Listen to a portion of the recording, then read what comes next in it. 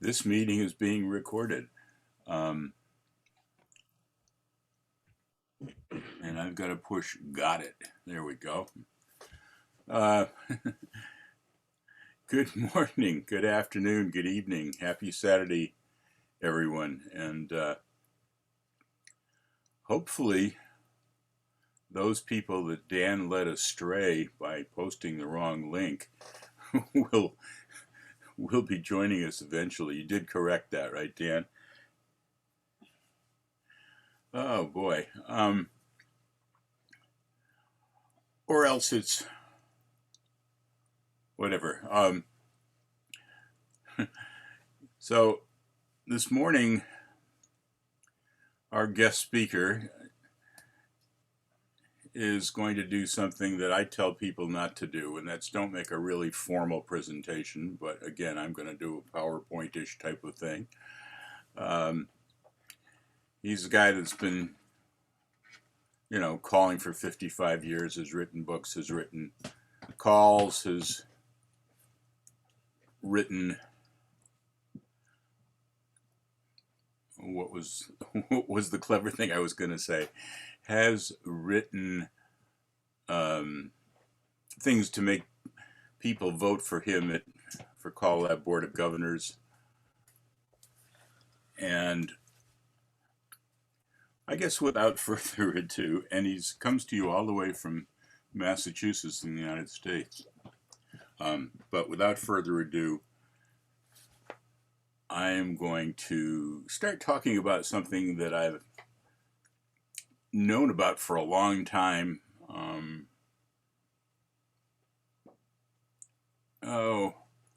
it's not something that most square dance callers know. I've given the talk to our home association. I've given the talk to a group of round dance cuers locally, given the talk at Collar Lab.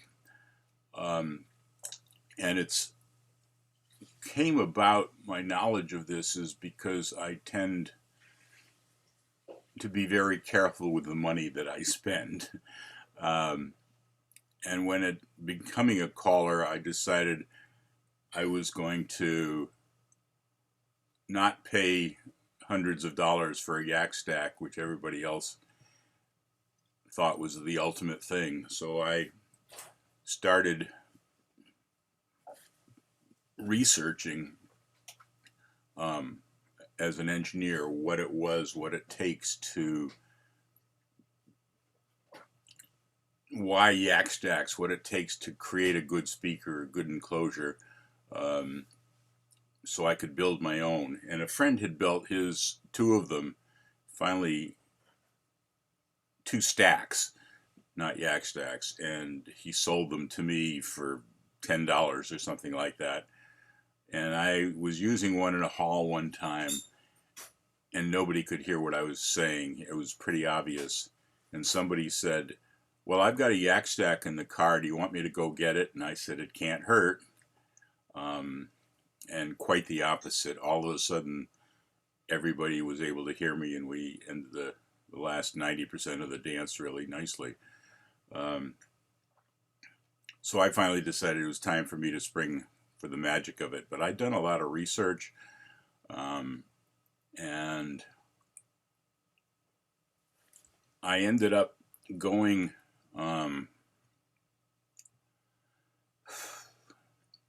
one of the people the guy that designed, what am I trying to say? The Yak Stack was a 3-person venture. One was the designer, builder. His name was Irv Gross. One was the marketing man, because he was very popular in the square dance industry, and that was Ed Ross Smith. No, excuse me, Earl Johnston. And one was the businessman, and also took the orders and sent out the things, the yak stacks, and his name was Ed Ross Smith. I knew all 3 of them. Irv as a dancer, and again, trying to save money, instead of having Ed ship it to me, I thought I would save the shipping by not going to him. But Irv lived about 5 miles from me, so I got permission to go over there and originally heard that the design of the yak stack was such that it folded and fit in Earl Johnson's trunk. Well, that was all bunk. That was just the rumor. But I ended up spending an hour or two talking to Irv,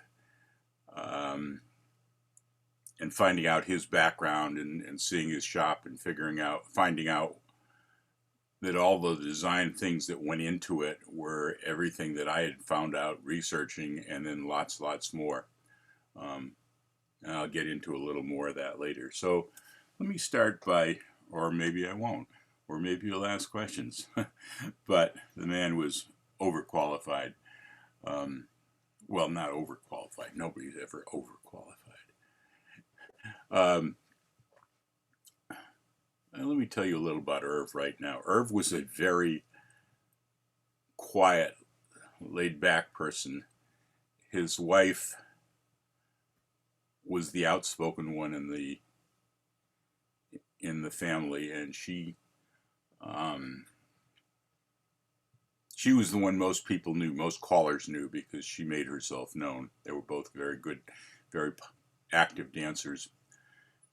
But Irv worked for a company named General Radio. I'm not sure if they still exist or not, but they made all sorts of electronic test and measurement equipment. One of the things they made, if you can picture when Radio Shack had these little handheld audio meters that you could listen from different parts of the room and see how many dB the sound level was at that point or everything. Irv was the guy that designed those at General Radio initially. They had anechoic chambers to work in. I'm not sure if you're familiar with what that is, but it's basically a huge room with so much soundproofing around the outside that when you walk in, something's missing. It's basically any kind of background noise whatsoever. So that if you test a yak stack in there with one of the sound meters, you can tell exactly how loud it is at different points, what the dispersion is. And Irv used the General Radio's anechoic chambers and his newly invented gadget for testing the patterns. And when he designed the yak stack, he was a fellow in the Acoustic Society of America or some such thing, etc. Well qualified for what he did. And anyway, I think partly I was killing time. Hopefully people would find the right link. One more sip of coffee and we'll go into sharing my screen. I would like to apologize to Dan, and I forgot who the other person was, but people posted some links under the invitation to coming here about good videos or articles online for some of the information on designing column speakers. And I haven't researched this in a long time. I didn't have time to look at those. So my apologies for not following through on your ideas, but I do plan to do that because they sound interesting. And even though some of my information is outdated, the physics of what's going on doesn't change. Our understanding of the physics does, our ability to design around it does, but the basics physics doesn't change. So without further ado, this is the screen I want to share. Oh no, where did this go? Oh, that's all right. Shh. I am seeing understanding column speakers with an Escher-esque logo up on the upper right and a blue and a menu bar across the top, or a window title bar across the top. Yeah, that's what it is. I'm doing two monitor thing so I can see your faces too, and I had something else pop up saying you're on Zoom. Good. Now I can look at you guys, or I can look at the screen that I'm talking from, and you're thinking, why is he looking away? The Escher-esque logo is one that I created, in the mid to late 60s, and I enjoy putting it and showing it off wherever I can. So we have the screen up. Let's see if the, oh, I do have to go to view. Yeah.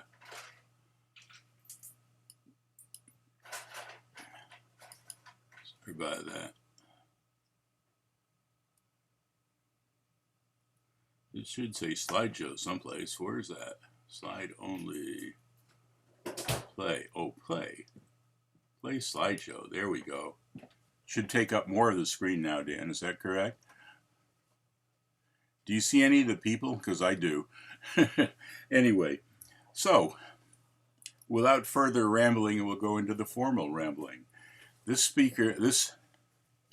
talk is about column speakers. Good morning, Lars and Hannah, or good afternoon for you guys. This is about column speakers, understanding them, and it's not the usual stuff about, oh, make sure they're in phase and make sure, you know, you hook them in parallel or series or all that stuff. This is how they work and why we use columns versus other types of speaker systems. It's presented, excuse me, presented by yours truly, and you know all that stuff. I'm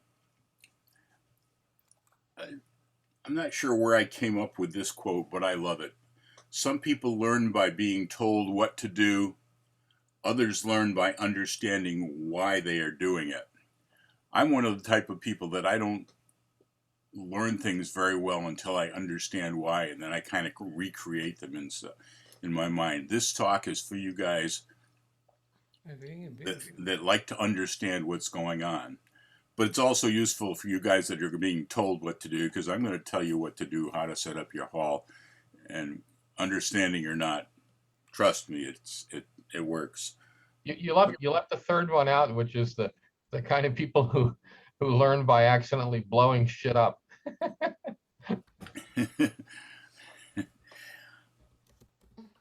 That's the next slide, Chris. So anyway, why listen to Don Beck? He's only a square dance caller. Well, he's also a mechanical engineer, a ham radio operator, which gives him a lot of electronics background. He's been an audio enthusiast for a long time. Combine them all, and you end up with a square dance caller. So we're going to get into the basics first. We're going to talk about what sound is in a very superficial but understanding way. What is a loudspeaker? What is a loudspeaker system? And in particular, the system of column speakers, what that's all about and why. So what is sound? Basically, it's something that produces vibrations in the air. Vibration, if you have a, can you see my cursor too? I finally figured out how to do that. Yes, good.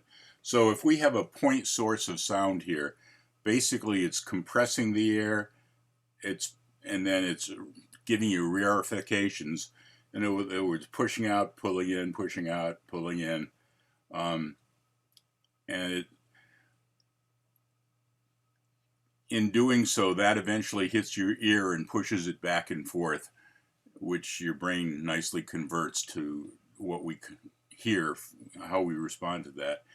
The main thing here is a point source of sound radiates sound equally all the way around.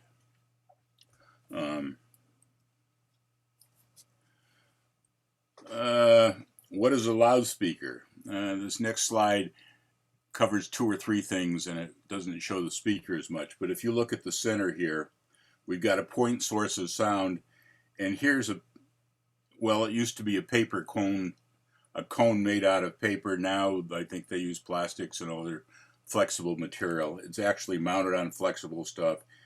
It's got a big magnet in the back and an electric coil, and the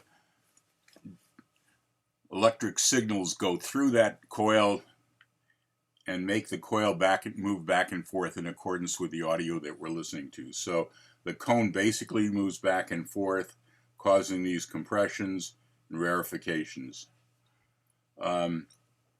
Interestingly enough, because of the physics of the world, the backside of the cone is doing the same thing, interfered slightly by this magnet, but the backside of the cone is doing the same thing. When the front side pushes, the back side is sucking air back. When the front side is pulling and giving the rarefication, the back side is pushing. I mean, you can picture the cone going back and forth. One side does one thing, the other side does the other. You've heard the terms in phase and out of phase. That's what we've got here. The front is and the back are out of phase. When one's doing one thing, the other's doing the other. And if you have the opportunity just to get a small 4-inch speaker or something and without any baffling or anything and connect it up to a sound source, you'll actually be able to, well, if there's low enough notes, you might see the cone moving back and forth. But if you touch your finger on it lightly enough so it doesn't damage, you'll feel it vibrating. There's a buzzing going on. But what happens is the front and the back being out of phase will tend to cancel each other. If you take a piece of cardboard and just cut a hole in it the size of the speaker and just place it against it, and this doesn't have to be very long, 2, 3, 4 inches, you will hear an amazing difference in the sound by just isolating some of this front from some of this back. When I've done the talk live, I've had the equipment there to do it where you can actually hear it. One of the reasons I haven't given this talk here sooner is I was trying to figure out how to rig it up live, and I just didn't want to go through the work. So you'll have to take my word for it, or better yet, do it yourself. But anyway, the baffle does isolate the front and the back because they're out of phase. What is a speaker system?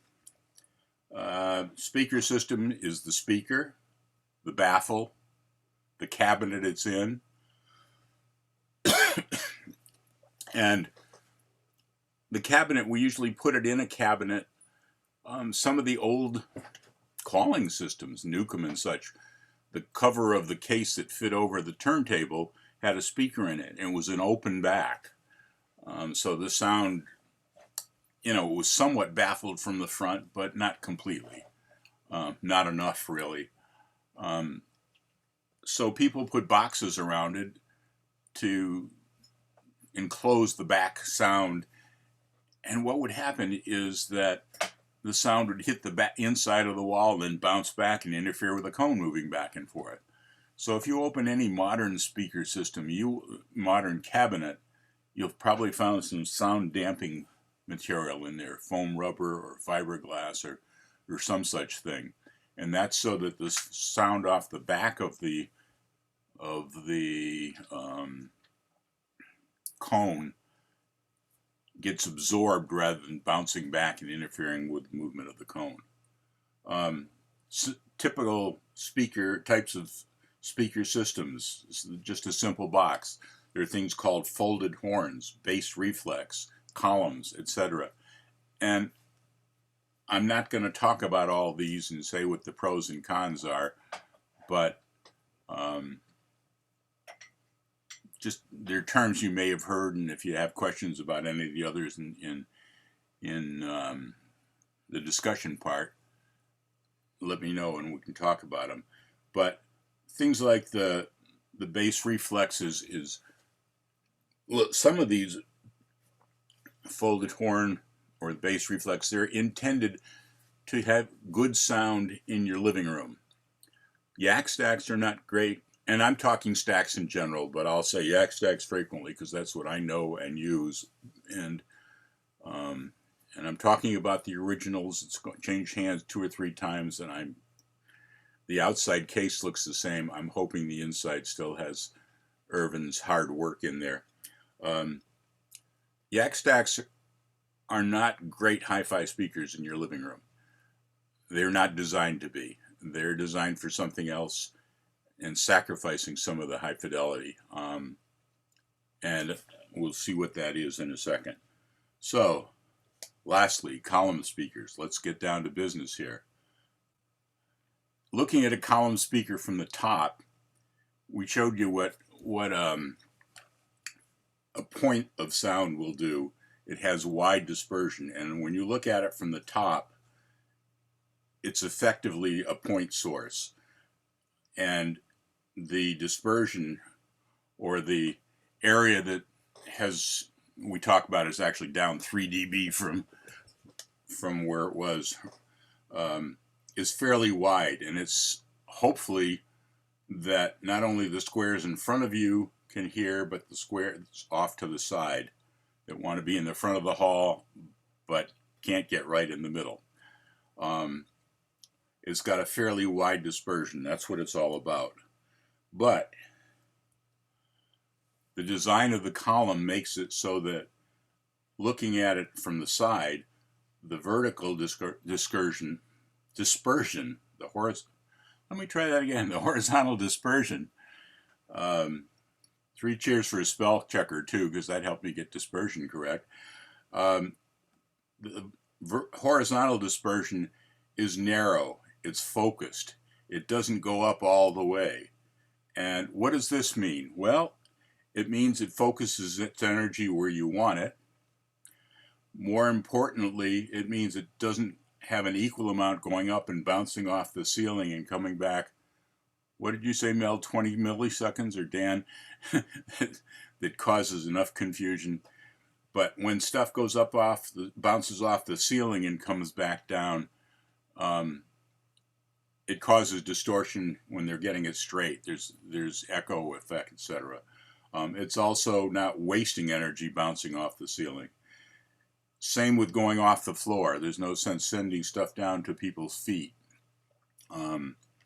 It's focusing the energy where the heads of the people are. And I didn't draw little heads in, but I was going to on a further, on a system that's further back. It aims it towards the back of the hall. So let's continue on from here. How does it do this? How does it focus the energy? This is the part where we get a little bit technical, but it really helped me understand what a column speaker is all about. So bear with me and absorb this. Wake up, pay attention. I've got a column of 2 speakers here. I've got the same diagram that I had with 2 point sources, and I'm looking at the side of it. I've got the same compression rarefication coming out of each speaker. And because they're offset and it takes a while for this sound to get up to this, in some places here, the compression of this speaker is going to coincide with the rarefication of this speaker, and they're going to cancel each other.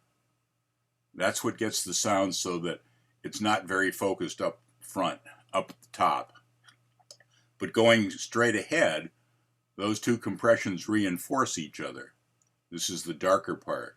So you've got concentrated sound or reinforced sound coming out of the front, and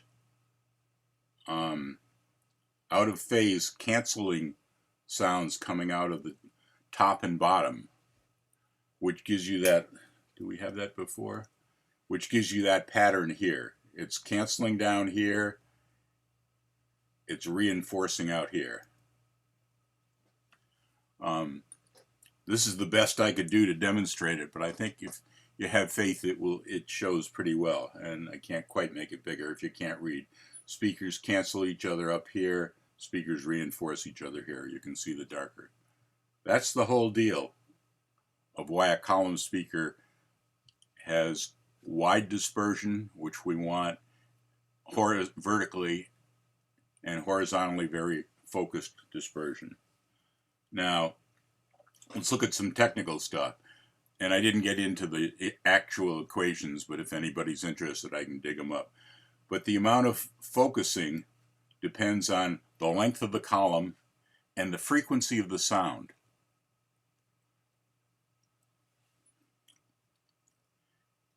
Higher frequencies need a much shorter column. If the column is too long for the high frequencies, it focuses it so much that you've really got to aim it at the heads of certain people instead of in general. So you really need a fairly short column for your high frequencies, or else it's focused too much. And for your low frequencies, which tend not to be as directional, you need a longer column to keep them from dispersing too high and getting all the powers there. Lost them there. And we'll talk about that later. Okay, so how do you get a happy medium? What's the happy medium of compromise between too short and too long? Unfortunately, there really isn't one. I think that I forgot 1,000 cycles. I looked at this yesterday. I didn't want to get in this technical. Was about a 2.5 foot speaker column, and anything longer than 2.5 feet was going to get the high frequencies much too focused. So what's the solution? You use different length columns, right? You have one for high frequencies, one for low frequencies. But why do we all have a single column? Well, at least how Yak Stack does it, there are 6 columns, 6 speakers in the column. There's 6x9 speakers, oval oriented vertically, so you get longer length and less width, so it's more of a point source sideways. But the center 2 speakers have, well, the way you usually get high frequencies, you need a larger speaker for low frequencies, and you need a smaller speaker for high frequencies. The typical way people do is, you've heard of tweeters, where they put a small speaker inside, mounted inside the other one, so you get the high frequency sounds from the tweeter. Well, it turns out tweeters are expensive. They're more coils, more electronics going to it and everything. And so the less expensive way that Irv chose to make it so the cost of Yak Stacks wasn't out of this world was to use what was called a whizzer cone. They would put a very small cone in the center that projected the high frequencies much better than the low frequencies. And so what he does is the center 2 speakers, the bottom of the top half and the top of the bottom half, form a 2 or 3 foot column in the middle that does the high frequencies, the whizzer cones, and the full length to get more bass, more place for the large speakers to move in and out further for the bottom ones. The speakers that Irving used were made by Utah Speaker, and he had them made, custom made by Utah, to provide the whizzers and the identical matching non-whizzer things. It wasn't an off-the-shelf thing. Again, I have no idea what is happening with the current Yak Stacks or other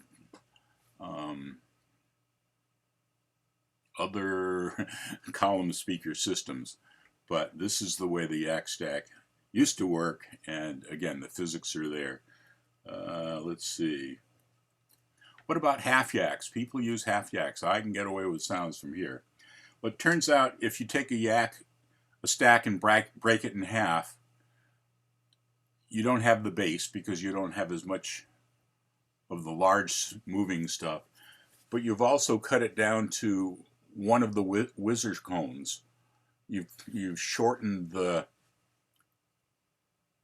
high frequency column considerably, cut it in half, and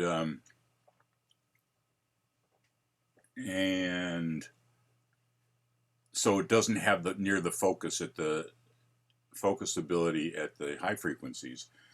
High frequencies tend to be more direct, and whereas low frequencies are not as directional. So if you are going to use half of Yak, use the bottom half so that the top speaker is the one with the whizzer cone, so that the top speaker isn't interfered with as much by the people and such, so the top speaker of the half Yak. If you're going to use the top half, turn it upside down so the whizzer is on the top of that half column. It doesn't have nice feet, it has hinges you're going to grind on. But a true half Yak, and I think this is what Irv did when he sold half Yaks, and I hope they do now. A true half Yak is not half of a Yak Stack, it's half of the cabinet, but it has two speakers with the whizzer cone, 2 whizzer cones, the top two of the three column stack. So you have the full high frequencies have the full length they need for focusing, whereas the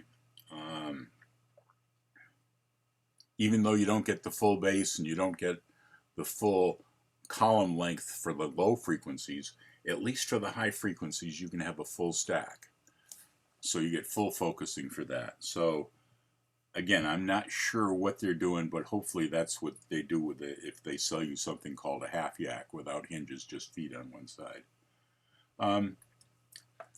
Knowing all that stuff, let's talk about speaker placement, how to get the most out of what you've got.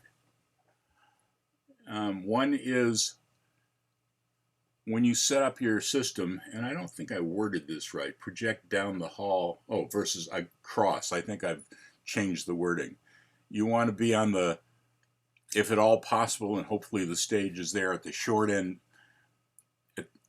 down the long end of the stage, where against the narrower wall.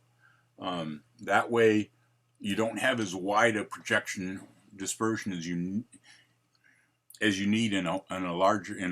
you're working from the side of a hall, because the walls are closer and people can't be that far away, and you're spitting the sound straight out.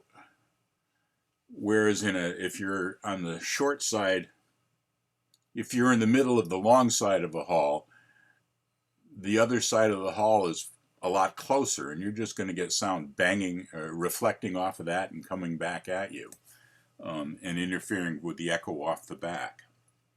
Don't split your yak in two. I've seen people where they'll put half a yak on this side of the stage and half on that, figuring they're getting better coverage. Well, two things. One is we're playing with a half yak. One's got the whizzer on the top, one's got the whizzer on the bottom, so you're getting different sound.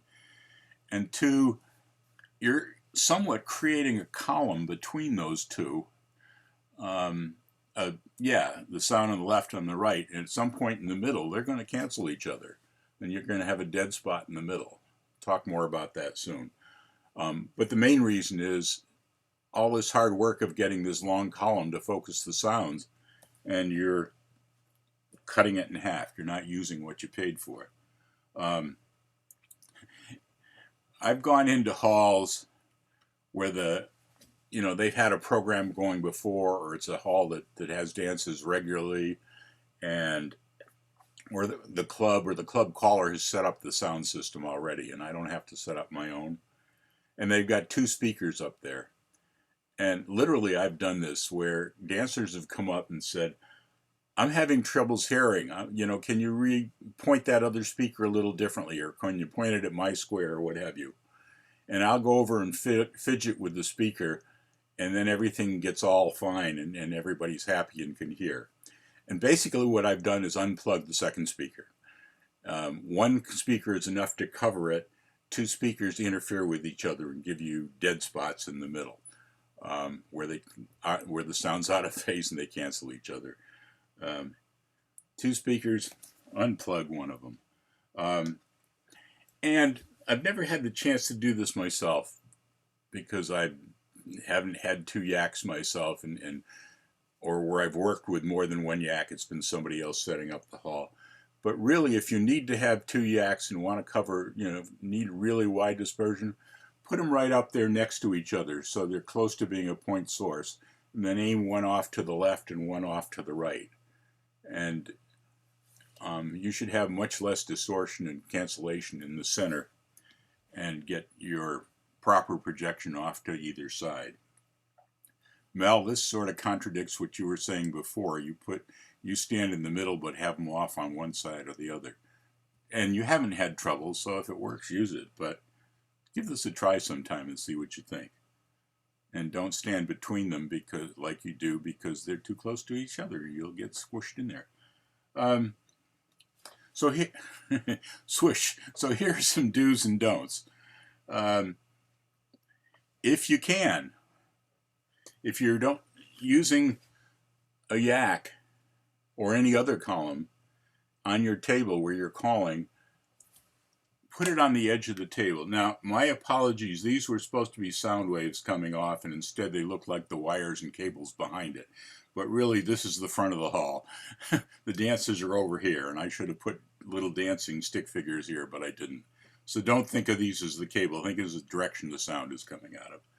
But think about the pattern we're trying to get out of this speaker. And, you know, you want the proper cancellation from the speakers down here to the speakers here to the speakers here. So don't interfere with the pattern. Put this right at the edge of the table.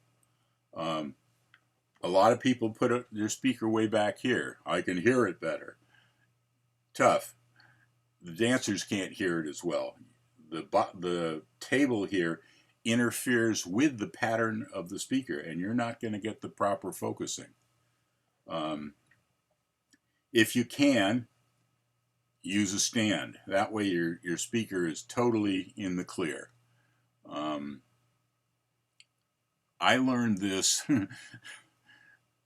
The big difference on this is one of the clubs that I called for regularly for 18 years used to give me a Christmas present. And one year they gave me a stand for my yak stack.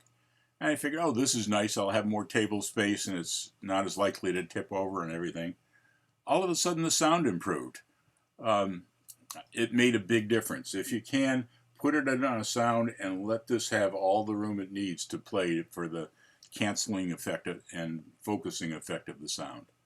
The next thing is, if at all possible, tilt it slightly forward.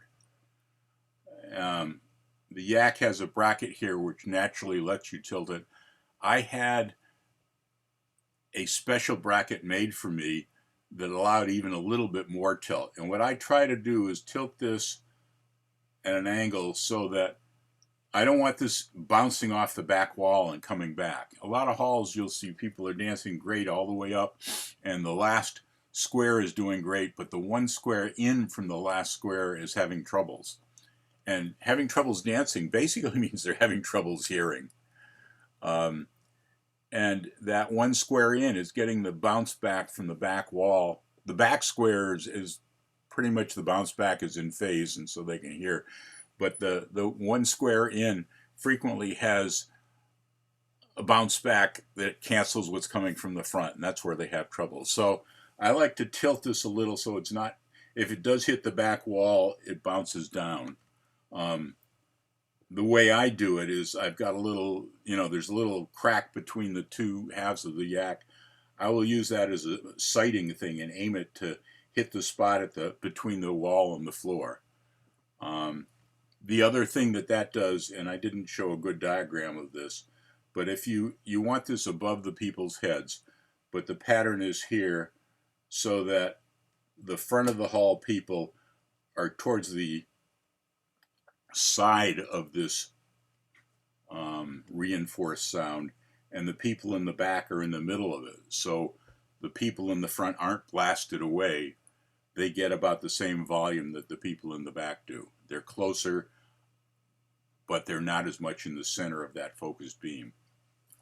What was I going to tell you next? Oh, beware of obvious obstructions like a basketball net. You go into a hall, especially if it's a gym, obviously, and there it is. You're on stage, and there's this big basketball backboard. Not only does it bounce the balls off the front, it bounces the sound off the back. If at all possible, request that the club president tell the janitor to crank this thing up out of the way.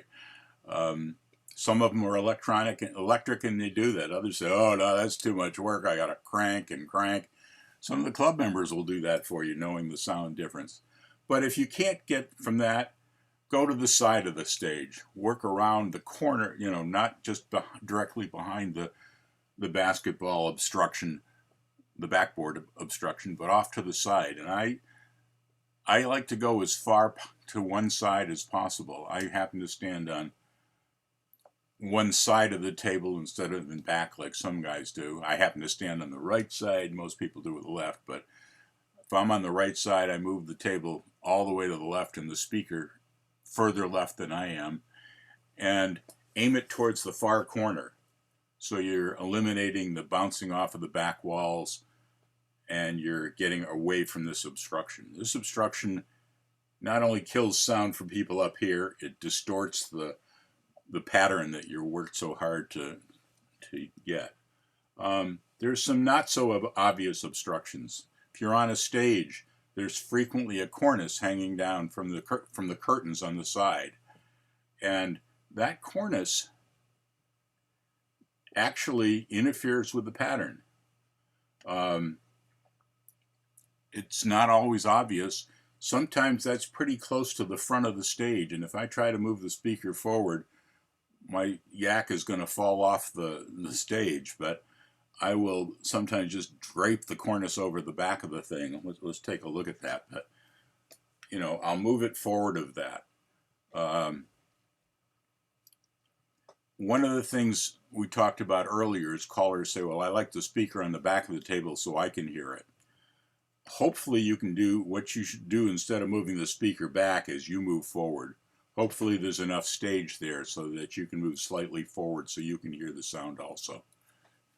One anecdote where this made a big difference, our Callers Association used to have a once a year dance for up to 2 couples from each of the local clubs to showcase our newer callers. And we had one gentleman in the club that was our sound expert, knew all sorts about, of course he knew about everything and he'd be willing to tell you about it. But he set up the sound for that dance. And I was, you know, it's one caller at a time, so I wasn't calling most of the time. I was just walking around and watching and listening. And I was watching pretty much the back half of, you know, we had maybe 15 squares there, I don't know. And it was a fairly narrow, long hall, which was, you know, they were set up at the appropriate end of that. But the back half of the hall wasn't doing very well dancing, just the front half was. And I went to the side back left corner, and I slowly walked along the sides towards the caller, or towards it was more of a platform than a stage, very low stage. And I could hear garble, garble, garble, and all of a sudden clear sound. And it was very obvious about halfway down the hall, the dancers were just not able to hear, and that's why they weren't dancing as well. Lord forbid I should tell this guy that he set something up wrong, but when he wasn't looking, I moved the speaker about 6 inches forward, just in front of the cornice. And for the rest of the dance, everybody was hearing fine, and the whole floor was dancing properly. It makes a big difference, just that little bit of a thing, so beware of it. In summary, use column speakers not for the quality of the sound, although the quality of sound is good, and some of the columns may provide that also, but you're basically using it for the projection to keep echoes down and point the sound the way you need it. Now, if you're outside, you really don't care. You know, Hilton's used to say, oh, we'd cover 300 squares with these big booming box speakers. And yeah, they did. They had to boost a lot of energy into it because they were wasting a lot towards the sky, but at least it wasn't bouncing back off the moon and interfering with the dancers, so they sounded fine. You just had to pump more power into it. But it was wasted power. You want the columns because of the projecting. Be sure to use your column vertically. I've seen people put their column horizontally on the edge of the table or something so that they would be able to get sound on this side of the hall and sound on that side of the hall also. All they were doing was defeating the total purpose of this and projecting into the ceiling and floor, but focusing it narrow so you weren't getting the corners of the thing. Be sure to use it vertically. Place it at the long end of the hall, again at the narrower wall, so you're projecting down the hall, not across it, so the wall that's reflecting back at you is further away, not close. If possible, use a stand. If not, at least use the edge of the table. Don't let that table interfere. Now, I used to use the edge of the table. I didn't use the stand always, and I used to tilt the speaker forward. Now, how do you tilt the speaker forward without the liability of it falling on the floor or, worse yet, on somebody's head? I would stick something, maybe a half-inch rubber eraser under the back, but I used some parachute cords, some 1/8-inch nylon line that I would tie to the handle and tie to the very back legs of the table so I could keep it from falling forward. It made the sound better. It would freak the people walking by out because all they would see was the speaker leaning forward, and they said, "Watch out, that's going to fall." But it made the sound better, and that's one of the little things I'd carry in my toolkit is 10 feet of parachute cord and a rubber eraser. And lastly, avoid obstructions, cornices, backboards, what have you. And with that, I think I tell people not to talk more than 35 minutes. Not only did I have a more formal presentation, I went over my time limit. So let me stop sharing, if I can figure out how to do that. And I did stop sharing and my screen went blank. What's going on here? There we go. Thoughts? We can see you. Good. Thoughts, questions, answers, comments? I noticed Mike Gormley has his hand up. Mike, pipe in. Mike, just before, I think you're one of the guys that I apologized before that you sent a link to some more up-to-date information on this, and unfortunately I didn't have time to check it out. So tell us about it or whatever else you were thinking. Go ahead, Mike. That wasn't me that sent the link. Oh. Yeah. Anyway, just one question on where you place the speaker. You said be on the short wall aiming down the length of the hall, correct? Yes. I've always heard the opposite of that, and I'd just like to hear your explanation, because what I've heard was when you're aiming down the long length of the hall, the time delay is much longer coming back, so you get the echo effect, where if you are on the opposite side aiming at the short wall, there's less time delay and less echo. So can you discuss that? Yeah. As I said, if you're aiming at the short hall, you're more likely to have higher intensity sound hitting the back wall and bouncing back at you. If you're aiming at the long one, it's likely to be attenuated enough so you don't get as much echo. And if at all possible, as I say, tilt the speaker to not have it going directly at the back. An example of that, several years ago, maybe 10 years ago, I did a festival, was one of 3 callers at a festival in New Jersey. And the sound was all set up for us, and the main hall was a huge hall. The stage or platforms were set up on the long side, in the middle of the long side of the hall. And yak stacks were hung on the wall off to the left of the stage and off to the right of the stage. And my first thought is, first of all, they weren't tilted because they were flat against the wall. Pretty sure they were. And second of all, that back wall for things to bounce off of was pretty close. And third, the 2 columns were bound to interfere with each other where their sound met in the middle. And sure enough, I watched the dancers and then walked around when the others were calling, and there was a line from the stage right down to the back wall where the sound was terrible. Either side was pretty good, but the very center between, in front of the caller, there was just interference. Again, if you would use a single column, you would have, may not have been able to cover that full hall. But if you're on the end and projecting down, you have a much better chance. And as I said, if you do have a wide situation like that, try bringing the speakers so they're close to being a point and just facing away from each other a little. I don't know if that answers your question completely, Mike, but that's what I found in it, and it does work better. Sometimes there's just a stage there and you have no choice, but on one end versus the other. But in general, and yeah, I can believe you've heard that because a lot of people set things up like that. The guy that set that particular festival up was a friend of mine, and I mentioned something to him about I probably would have set it up slightly differently, letting him know that I'd be willing to explain what I thought, but he was just offended enough by what little I said, so we just let that go the way it is. But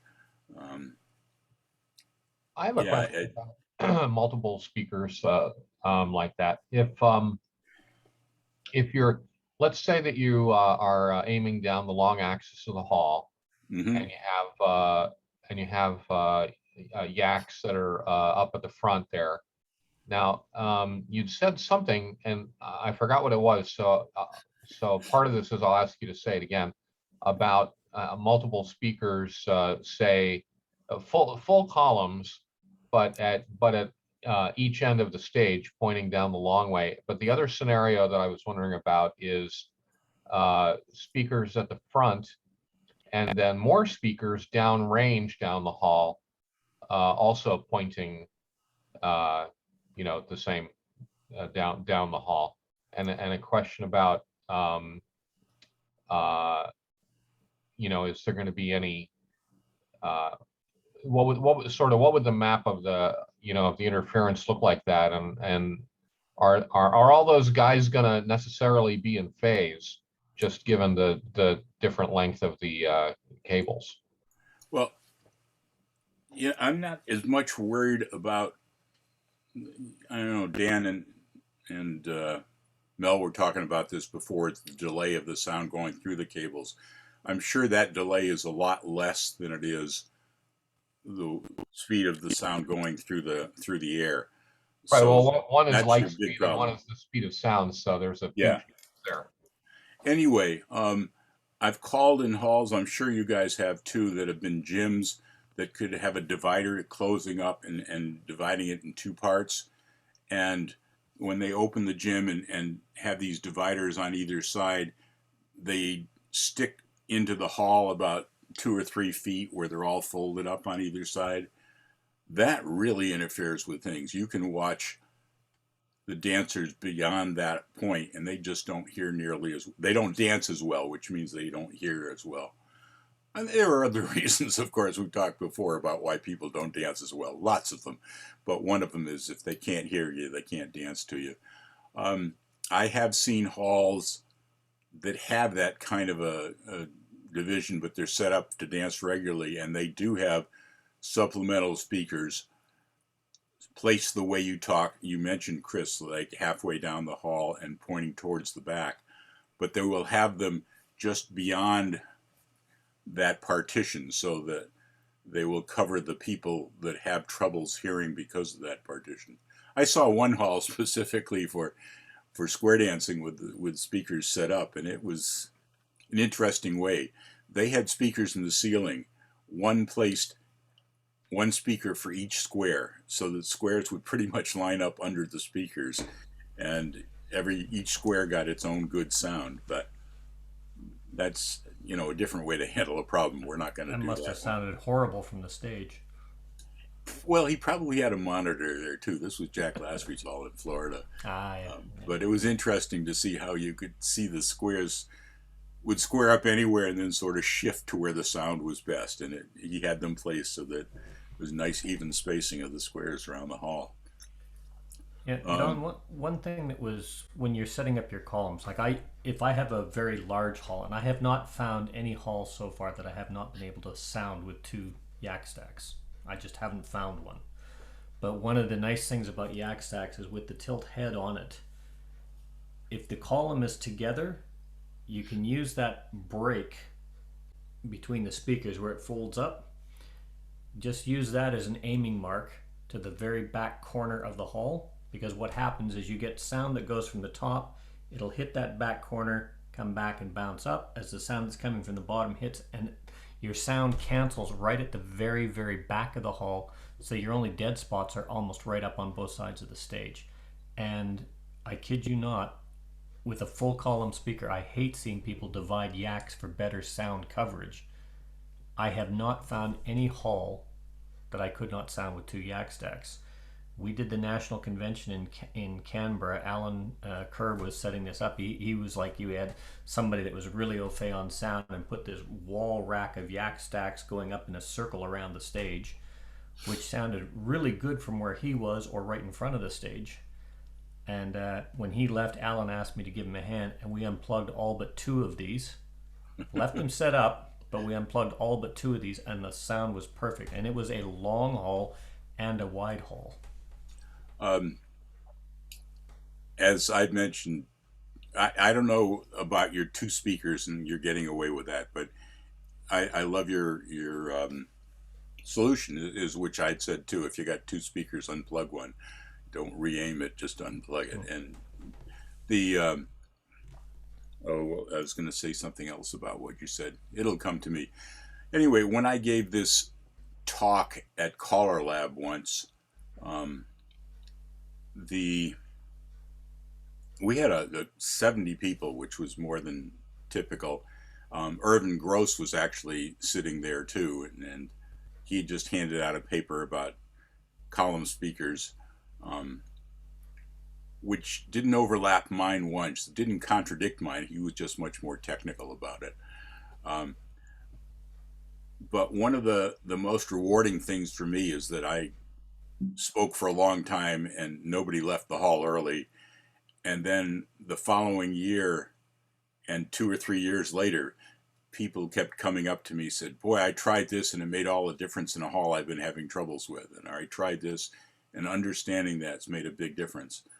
One of the things I really wanted to do, I mentioned that if you had a small speaker, just put a little baffle and you'll notice a big difference.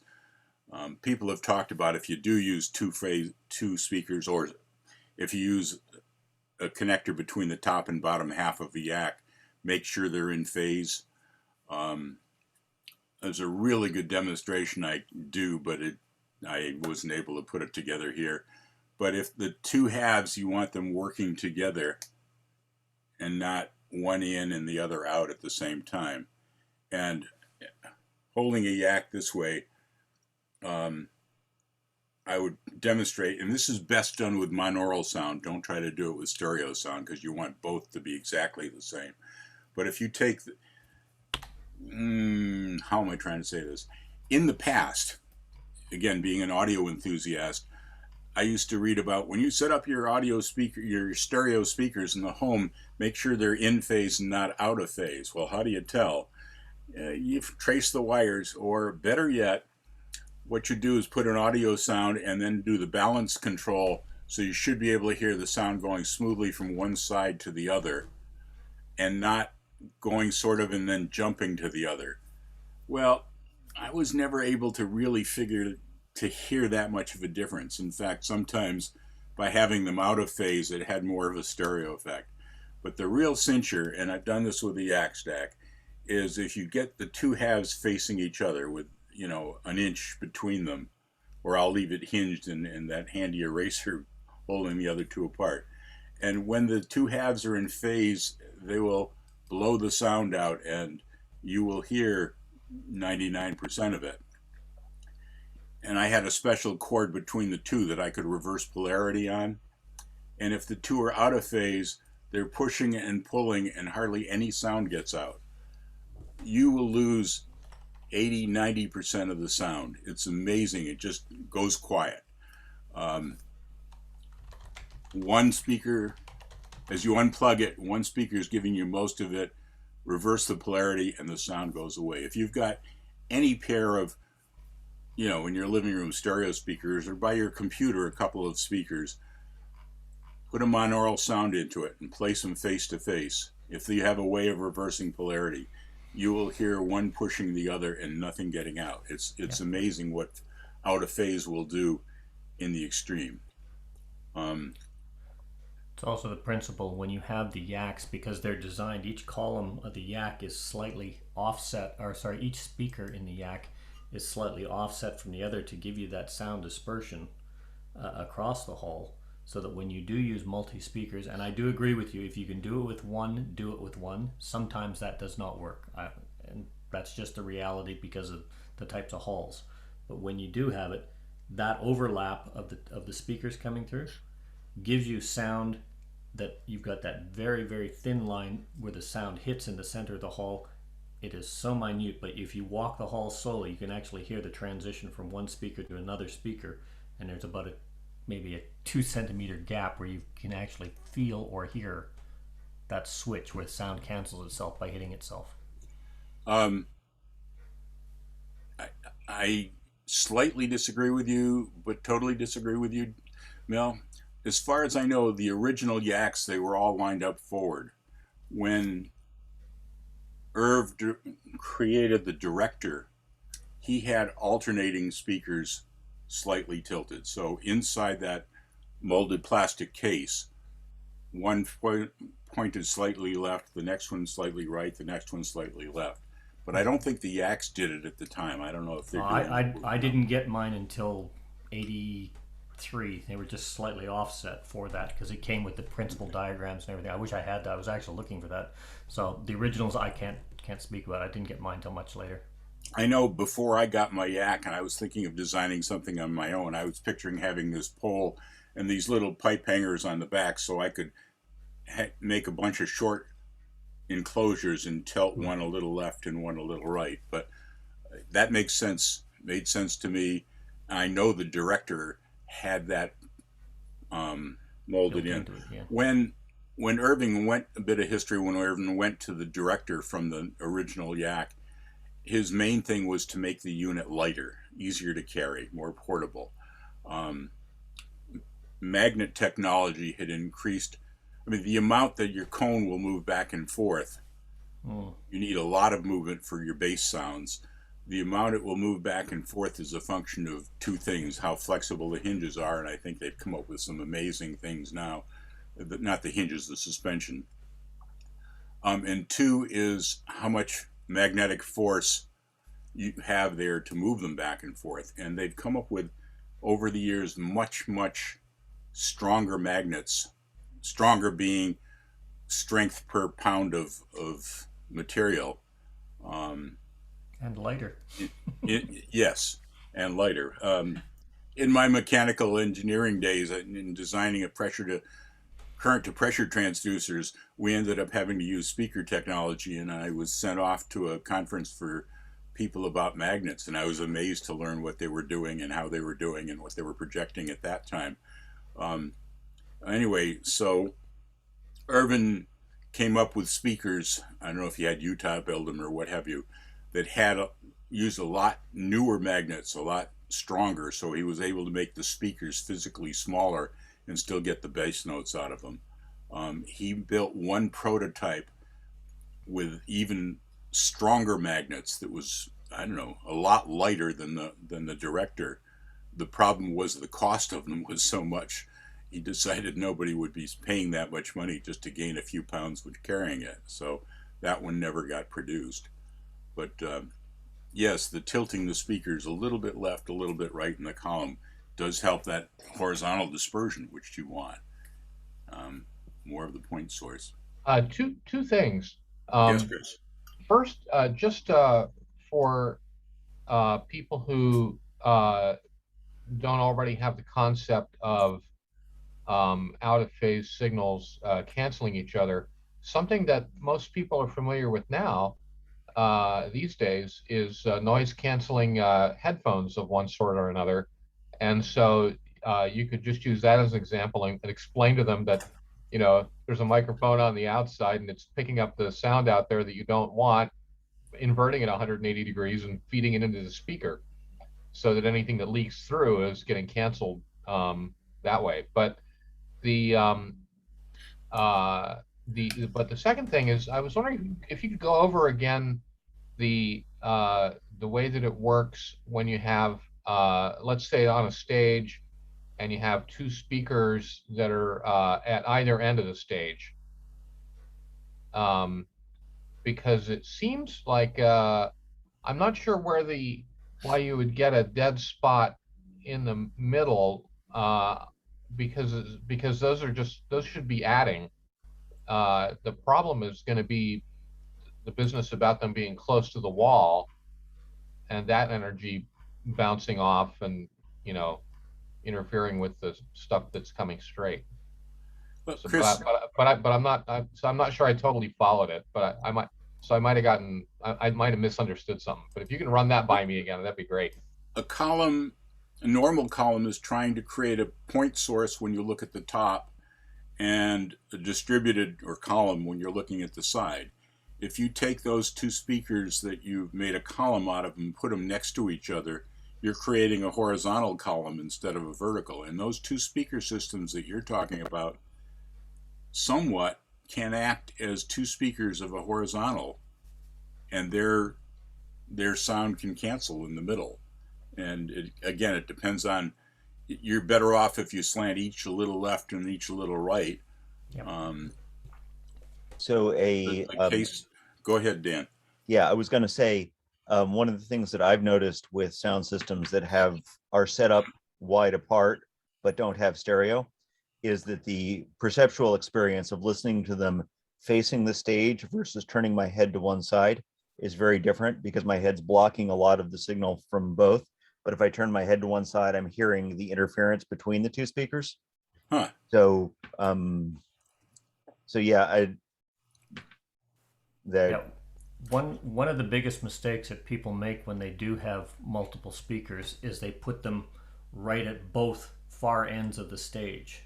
You don't want that. You want your speakers, your sound source, you want it as close to the center of the stage as possible, because the column, it sends the sound down and it's meant to curl around, come back up the outside of the hall. That's essentially the way they work. That's center, and if you do set that up, when you walk across the hall, you can actually hear the transition from one speaker to another, and you've got clear sound down the hall. If you set them too far apart, because the sound comes out at that angle, you create a dead zone in front, and you got like a triangle in front, and you get a conflict in back where the sound is hitting the back of the hall. Too far apart, not good. That's what I was saying, Mel, is if you get the chance, put them right next to each other as close as possible and point them out. Dan, I was hoping that Mike Pogue might have joined us here. He's really an acoustics expert. And I know he and Rich Reel and I were sitting down at a Caller Lab convention once, and Rich and I were discussing part of this kind of conversation, and I was saying you should do this, and Rich said, well, I've always found if you do this, that doesn't make sense. I don't think you're right. And he would turn to Mike as his authority, and Mike would say, Don's right. Mike was, again, I forgot who he works for, but I believe he works for Amazon right now. But he works for Amazon, and he's doing a lot of work with their loudspeaker systems. He really understands left and right. And if you don't know who Mike Pogue is, there's a caller in San Francisco Bay Area who is the one who's written, along with Dan, Square Desk, which is a calling program originally for Macs, but now on any platform. Yeah, Mike is the other reason, or Mike is part of the reason why I use a point speaker rather than a column speaker. That we both loathe the sound that comes out of the AX stacks, and like the sound that comes out of the QSC K8s, which is what we both use. Again, the AX stacks are not super high fidelity. Yeah, we're music people, not speech people. So yeah. They were designed with a specific thing in mind. Let the dancers hear what you're doing. There's no designed for square dancing, not for concerts. Yeah. But they are also possible to design it so it can do both. Well, and they were designed decades ago, and there's a hell of a lot of stuff happening in modern speakers, especially when you can put the amplifier after the crossover circuit. So Mhm. in each of these speaker systems, you have a filter for each of the different side speakers, telling you what frequencies end up in which speaker cone. And if you can put in a powered speaker, you can do the filtering before the amplifier circuits and have separate amplifiers for every speaker cone. In a passive speaker, like where you've got the Hilton amplifier and then the crossover is occurring on the amplified signal. So there's a lot less you can do to that signal. And with modern digital processing, you can do a lot finer filtering of which frequencies, so you can match the frequencies of the filters to the response of the cones a lot more tightly. Let me clarify one thing for people that don't understand what crossovers are. Let's say I have a large speaker for doing bass notes. Sometimes the high frequencies going in there will cause a little bit of distortion, and especially when you have a tweeter for the high frequency stuff, the low frequencies going into that could cause distortion. So you electrically have a device which will filter out the highs before it goes to the woofer and filter out the lows before it goes to the tweeter, and that's called a crossover network. And yeah, in the olden days, people used to do a crossover and send it to the appropriate things, but you couldn't really balance the amount of sound coming out of one versus the other, the highs versus the lows. And as again, if you have a single signal coming out of a Hilton, then you have to use this electronic crossover. The Wizard cones is even a mechanical crossover, and you aren't filtering that kind of stuff, but it was done that way for cost reasons and weight reasons. It was a happy compromise, or unhappy as the case may be. But with the newer systems, you can have, after the crossovers, then you can amplify one, as Dan was saying, one or the other, and you can control the balance between the highs and lows, or a third channel for the mid-range much better. A great example, I won't get into that. Yolanda, go ahead. Okay, I've got one of those real newbie questions. So I've inherited a set of speakers from a lady cure who, when she was getting sick, said the speakers need to go to a female who can carry a lighter set of speakers so that she can stay independent. So I don't know what kind they are. If I show them to you, can you tell me what they are? Maybe. I've got a Supreme Audio 2-speaker column that worked great for 2, 3, 4 squares. It was just much later to carry. From here, I can't tell. All I see is a black box. Is that a square design on the back or a rounded design? It has a handle on the. I mean, is it basically a square box, or is it a Yeah. half moon? Half Let moon. us see the top of No. it. Oh, well, I'd say Yeah. square. Yeah, the end. Yeah. The end of it. Yeah.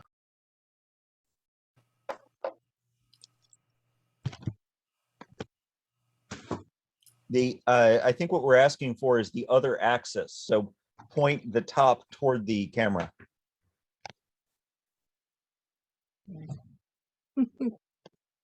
We've Lift it by- definitely. Yeah, that's square. Okay. It's square. Yeah, it's square. It's flat. Doesn't have any name tags, huh? No. Sometimes you can look through the grill a little and see I what don't- the actual speakers are, but I have don't no know. idea. I don't know if it helps, but it has a cover that goes with it. That probably helps protect it.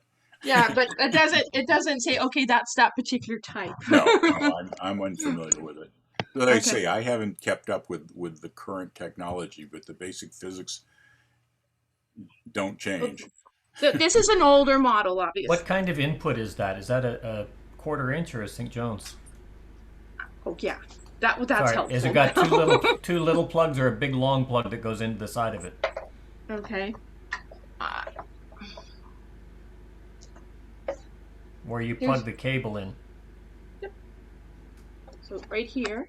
Yeah, you're gonna have to. Yeah, that's a Jones plug. That looks like one of the old reconstituted blocks that they put around the half yaks when they were quite popular, because a lot of the cases got damaged. The yaks, a lot of them were sold in Canada. They came with a box that was, or the canvas cover that went around the cardboard box. It was a homemade. It's got a Velcro strap to keep things in. Yes. You put it through the handle and carry it. So I think that might be a half yak that was just refitted. There was a lot of those done. It was quite popular at the time. Okay. So if I have two half yaks, I put them fairly close together and then pointing out left and right. Now, again, when you're talking about half yaks, are you talking about half of a yak stack that only has, that one has the whizzer on the top and the other on the bottom, so that they make a column of two when they're next to each other? Or are you talking about two columns? Because yak stack is a brand name for one particular type of column speaker. I would suggest that for that speaker, unless you're calling to more than one square, you use that speaker. Yeah, one. Okay, but I have two of them. Yeah, do they clip together is the question. I'm gonna get the other one out. Do they clip together to make one big long speaker? Okay, I'm gonna get the other one and see if there's a clip. Okay. Back. It looked like, when she showed it, it looked like it had the holes where there used to be a hinge.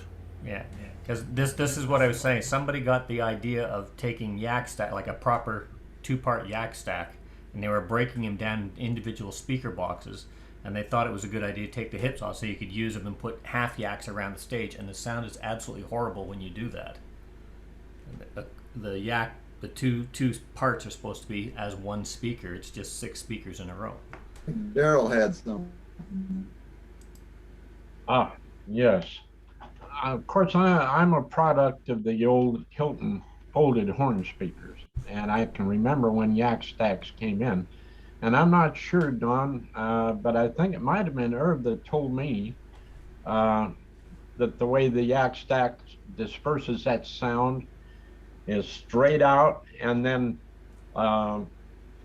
in the shape of a W. It comes back on angles, and it made it possible for people that are dancing behind the stage to hear as well as the people out in front. Now that's what I recall. Whether it was Irv that told me that or not, I don't know.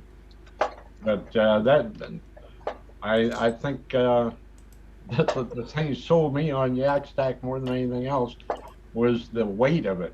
I didn't have to pack in all of those big folded horns and speaker stands and everything. Could I share one little short thing? Because it tickled me when you said the tilting of the yak.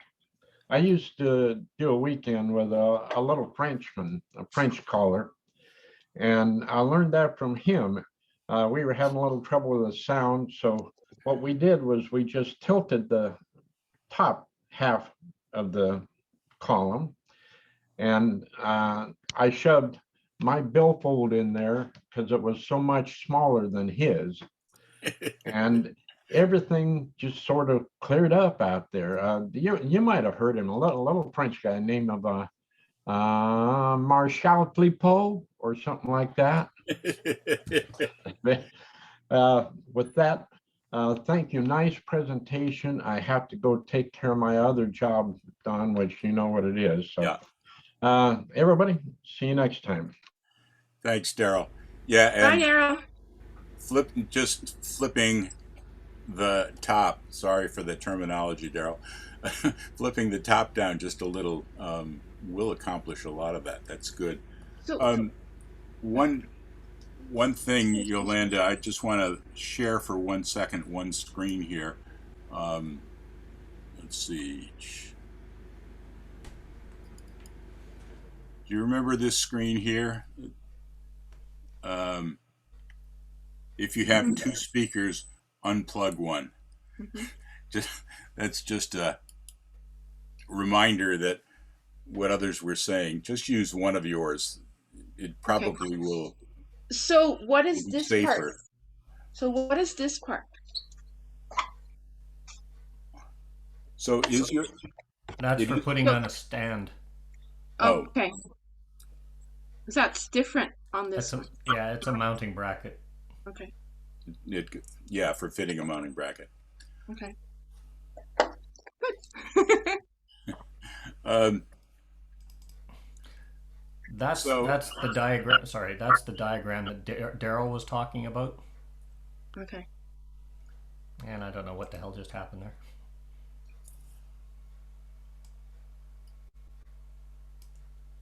I just figured if I knew what it was, then I can, when you guys are talking about yaks or half yaks, I know what group I've got.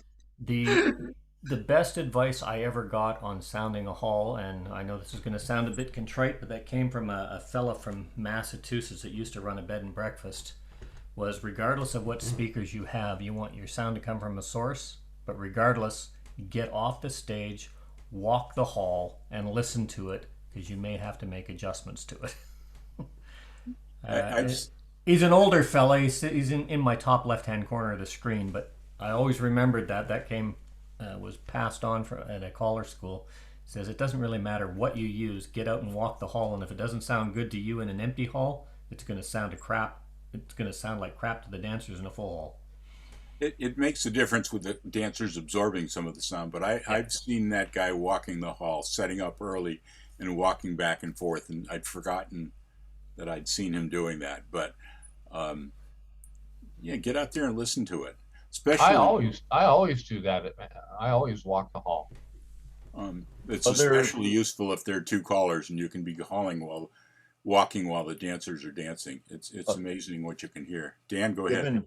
Given Don's earlier suggestion about being aware of where the curtains and valences are, for those of us who normally call to very small clubs, 2 or 3 squares, I have found that putting the stage curtain down and going to the back of the hall and facing the stage, setting up so my speakers are facing the stage, does an amazing job at deadening the reflections. So if you can possibly point your speakers towards where there's soft things in the hall, do that, because that way you won't get as much reflection off them. That's the people. They're the soft things in the hall. Yeah, we had the advantage calling in Europe and then also in Canada. We were near the army bases, and there was always an airborne regiment around. So we got them to semi-sponsor our square dances because they would always provide parachutes to hang from the ceilings, which were really good for deadening sound. And of course, y'all who've been doing this for a while have called in the days when you did have enough people in the hall to deaden the hall. And interesting along those lines, if you're going to get a hall in a school and they say, well, you can either use the gym or the cafeteria, go for the cafeteria. They normally have low ceilings that are very soundproofed, deadened, and the sound in cafeterias is generally much better than it is in gymnasiums. But well, I've been in gymnasiums and where we've taken the gym mats and stacked them all around the walls, and that seemed to help. That's good when the caller's calling crazy stuff and the dancers are bouncing off the wall, is that? Yeah, does double duty. that only happens on days that end with the letter Y, though, Don. Oh, why is that? Yeah. So if you're caller by yourself, you could put one of the vocals on and then go out in the hall and try that, right? That would work. Yeah. And what would be a good test for you, Yolanda, and others too, if they want to walk the hall way before and just see what things are going. Take your column and walk the hall, and then put it horizontally and walk the hall and see the difference. Just lay it on the table horizontally, and you probably will hear a different pattern. Okay. Theoretically, that's not as good. Yeah, they lay them horizontally in Scotland because it's crap. Oh. and of course, when you're in Australia, be sure to mount them Yeah, we hang them upside down. Upside down, yeah. Because the sound, it swirls around the other way down there. I'm just curious. I've heard your comments on contradictions to what I've thought or confirmations. Is anybody here that's found this stuff useful or enlightening or can't wait to go try some of these? Thank you, Hannah. I absolutely agree, Don. If you can do it with one speaker, do it with one. If you have the opportunity where you're calling in these massive halls that one speaker will not sound the hall, make sure you know how to place so that the speakers are not fighting with each other. But I always take two speakers. I always set up one speaker to do my sound checks first, and it's always good to have a single point source of sound. Some people have talked about, if you've got a speaker halfway down the hall pointing towards the back of the hall, having that one out of phase, because by the time the first speaker sound hits there, it'll be in phase with the back one. There's no way you can measure that. As I say, using high frequency speakers and low frequencies together is a real compromise, because every frequency has its own optimum length, and you're just picking an average point. Also another thought is the Bose speakers, where you have a huge bass with the woofer and the amplifier, and then this long thin column. I used to think, how can that be good? I mean, it can be good because Bose has a good name, but how can it be with such a long column for the high frequencies? How can that work? But I think I heard recently that most of that column is just a stand for the few speakers at the top, because the high frequencies need a much shorter column. I'm not positive about that, but I think I've heard that. So speaking of delays and speakers down the hall, I'm finding a situation where I'm going to be probably sounding a bunch of outdoor events. And so the right way to do that is probably, I've got no deadening, no echoes to worry about, just putting things further away. And I just posted this question on Facebook, but if anybody knows about a cheap or relatively inexpensive delay system, I know that the big brother or the modern brothers to the speakers that I use, the QSC K8s, have on the back of them a little display where you can say, this speaker is N feet from the primary speaker, and it will delay the sound so that you get the appropriate reinforcement. But I'm hoping to find a little box for that rather than replace my speakers. Wow, that sounds pretty cool. I know from when I was first doing this stuff, one of my summer jobs as an electronics technician was designing delay lines before we had the electronic circuitry that would do this very easily. It was just a physical delay of capacitors and inductors in a certain patterns, and then we would delay, see if we could get our 20 millisecond delay or what have you. But yeah, modern electronics has made things amazing. Oh, I wanted to say something, just throw in something about that Chris talked about, sound canceling headphones that basically have microphones, listen to the ambient noise outside, throw it 180 out of phase and cancel off the similar noises inside.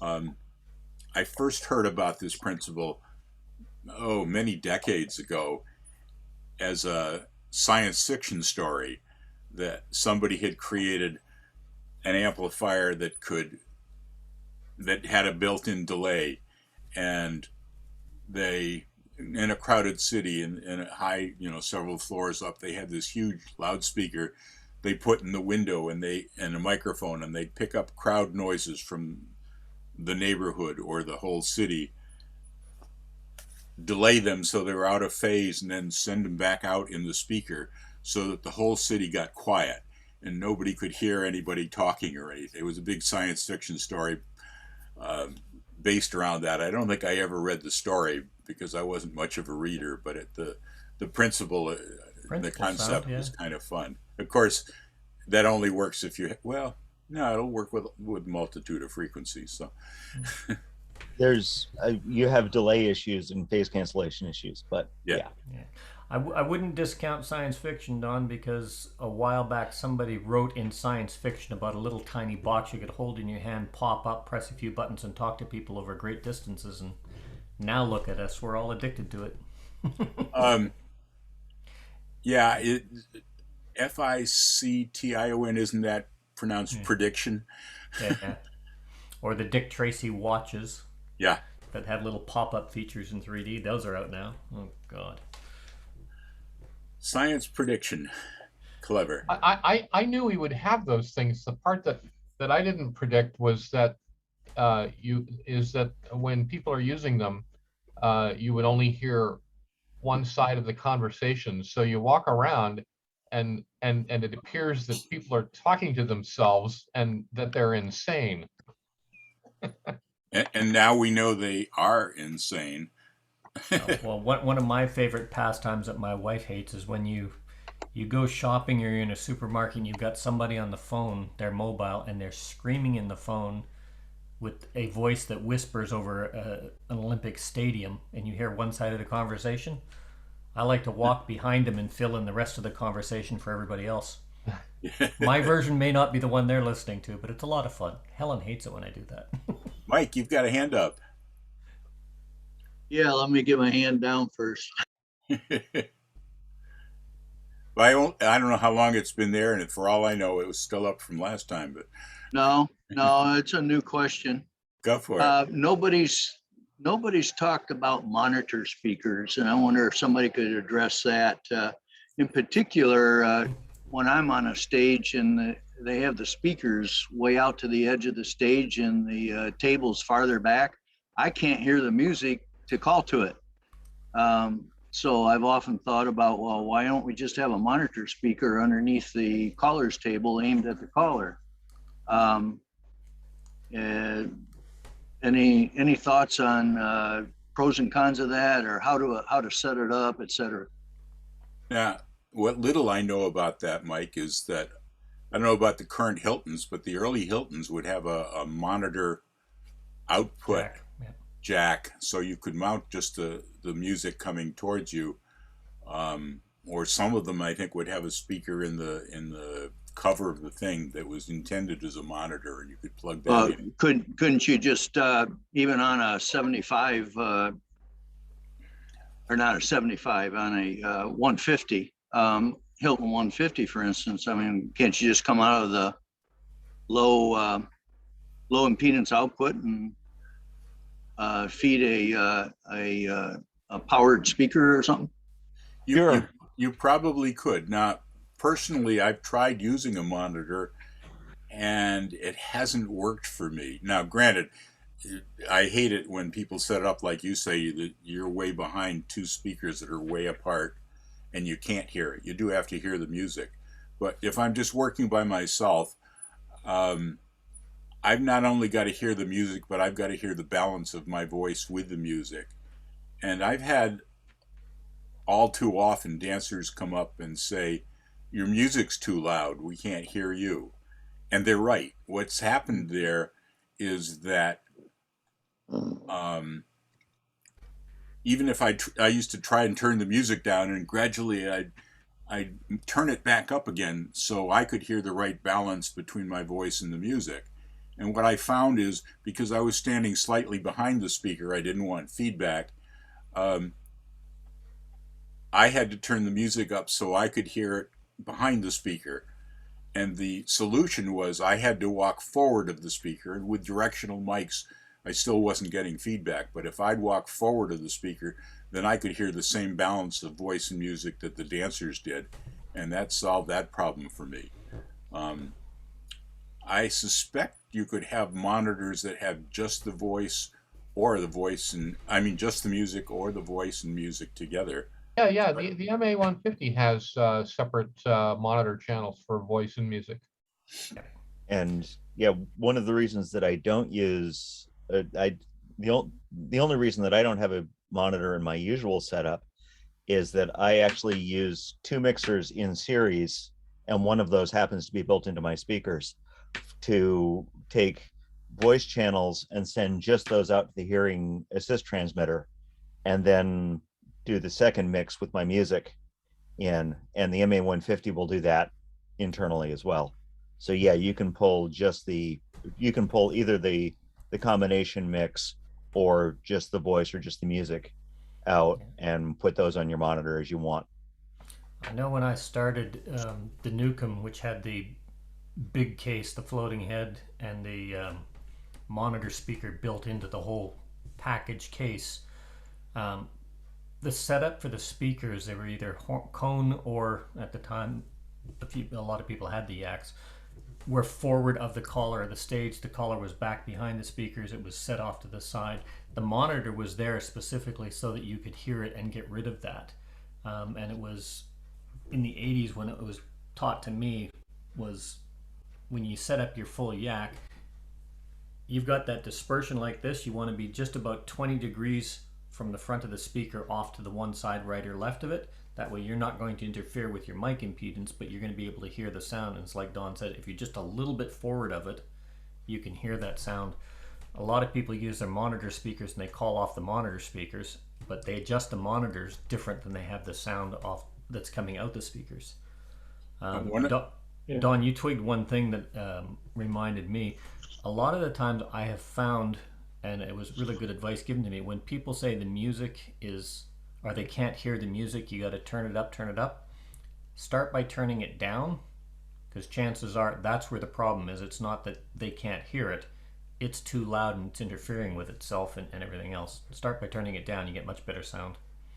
Actually, I quite often find that as you're coming up as a guest caller, that the normal callers have set up a system for their own voice, and I gotten to know who sets them up so that I have problems with it. So I always have to make sure I ask them if they can just plug their monitor in, and makes a ton of difference.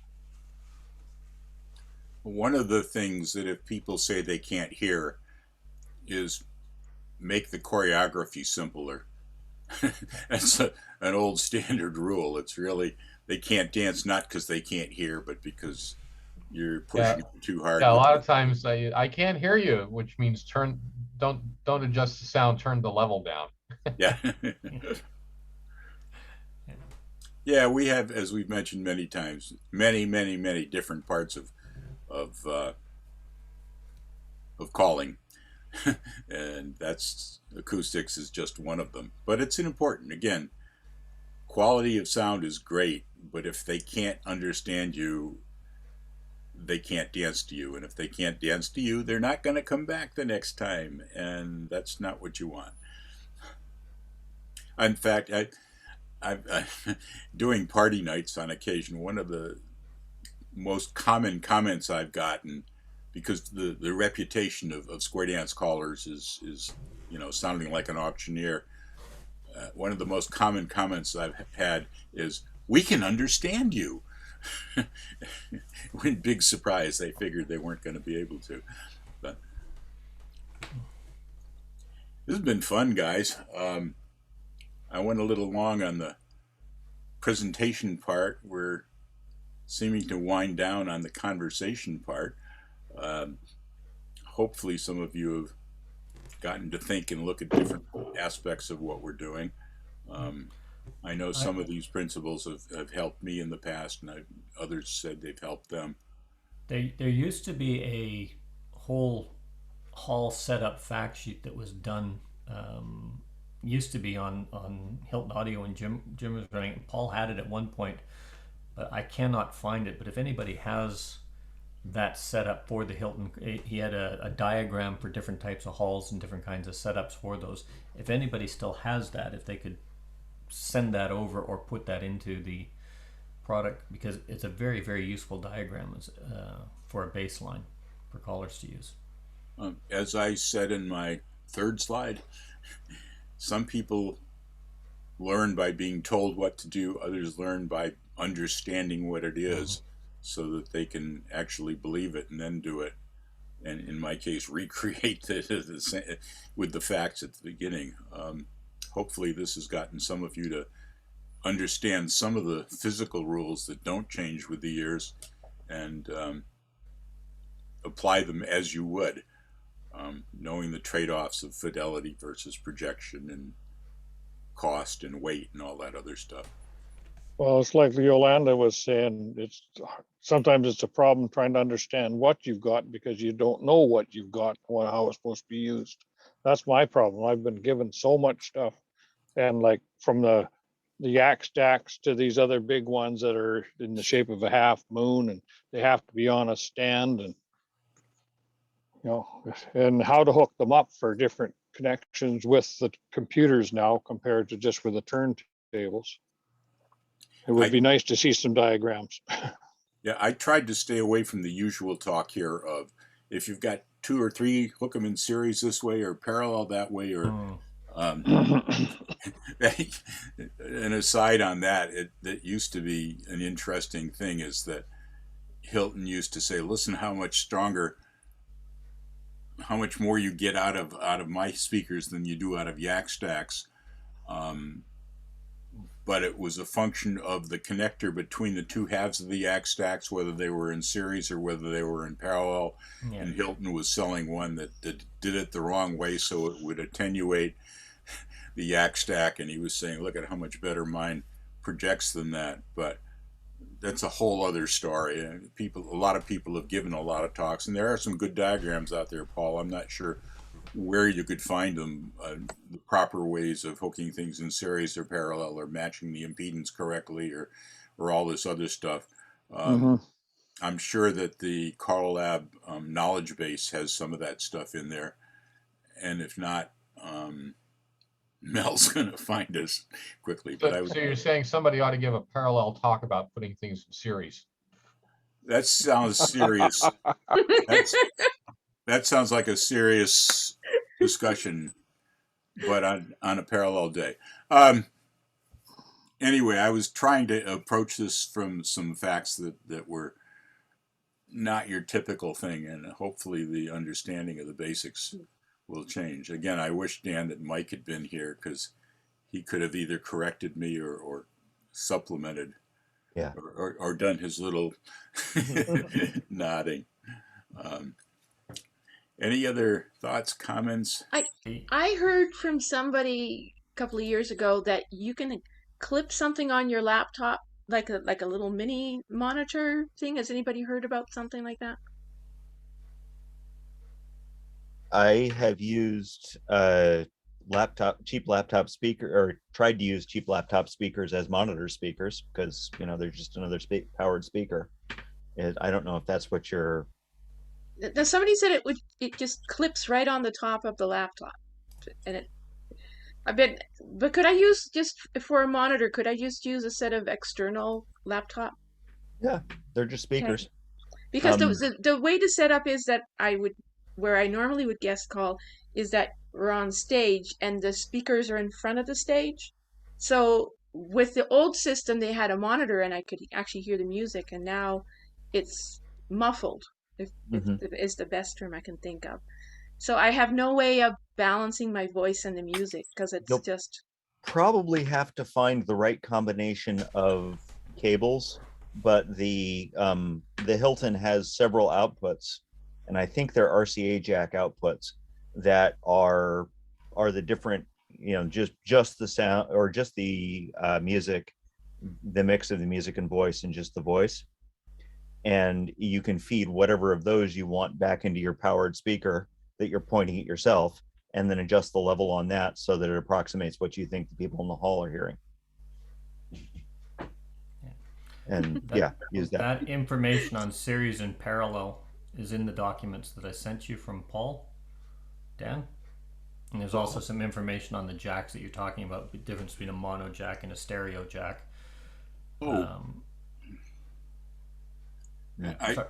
I was just reminded that when I've given this talk in the past, I do have a handout that goes along with it that reviews some of this and has the diagrams, and I will send that on to Dan, who can magically make it available to others like you usually I will do. magically make it available to others.